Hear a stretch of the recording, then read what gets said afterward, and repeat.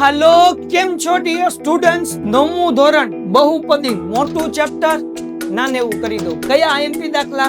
ધ્યાન રાખો. સ્વાધ્યાય 2.1 ની અંદર વિભાગ એ માં તમને 3 પ્રશ્ન પૂછાય. હવે કયા આઈએમપી પ્રશ્ન છે? પહેલા પ્રશ્નમાંથી તમારે કરવાનો બીજો પ્રશ્ન, ત્રીજો પ્રશ્ન અને કરવાનો 5મો પ્રશ્ન. બીજા પ્રશ્નમાંથી અગર વાત કરું તો ત્રીજો પ્રશ્ન અને બીજો પ્રશ્ન. પ્રશ્ન નંબર 3 જોઈ લેવાનું, બાકી નહીં કરો તો ચાલશે. પ્રશ્ન નંબર 4 ની અંદર બહુપદીની ઘાત જણાવવાની છે. પહેલો પ્રશ્ન, બીજો પ્રશ્ન 2 કરી નાખો જગોમગો. 5મા પ્રશ્નની અંદર તમે કરો બીજો, ચોથો, 7મો અને 5મો. એને આ 4 દાખલા કરી નાખો. આમાંથી કોઈ પણ 3 પ્રશ્નો વિભાગ એની અંદર તમને પૂછાશે. હવે વાત કરીએ આપણે 2.2 ની અંદર 2 માર્ક્સનો દાખલો પૂછાય. પહેલો પ્રશ્ન એની અંદર બીજો દાખલો અને ત્રીજો દાખલો કરવાનો.